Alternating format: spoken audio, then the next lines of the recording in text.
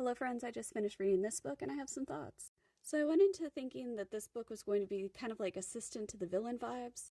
It's not really like that. I would more attribute it to Happy Death Day to You, the movie, where the character over and over, dies and then has to redo their progress. Except it's kind of like an RPG world where everything's like fantasy and there's monsters and stuff like that. The premise of this is we have a heroine who is always on the road to being a hero, and she's got to stop the Dark Lord. Except she's on like life 200 and she gives up. She's like, man, this sucks. I keep dying and nothing ever works. So maybe I'm going to try being the bad guy. And a lot of wacky hijinks take place as she goes along the path of trying to become the next Dark Lord. The plot was solid. I really enjoyed the idea of a hero trying to become the evil villain instead, just kind of taking the whole world and putting it on its head. It was hilarious and funny, but there were a few places where it just lost me.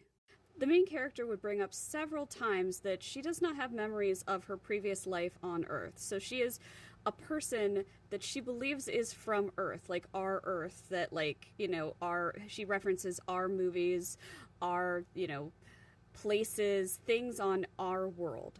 And she always says, I don't have a lot of memories from my previous life, yet has a lot of references, like a ton of references. She's like, oh, I remember like 6 things from my previous life. And yet there's like 1,000 references in this book. I'm like, okay, how many things do you remember? You're very inconsistent about this. And I don't mind the little asides to herself when she's referencing something, like a little Lord of the Rings reference here, a little funny comment to herself there. But then when she directly makes these out-of-pocket comments right to other characters who are not going to get it, it really just takes the story and for me just makes it not, it makes it too out of context. And there's footnotes, which some of the footnotes are great, but I'm ad-libbing a little. That could just go in the text. You don't have to have an aside for me because there's plenty of asides in the text. You don't have to put it down here.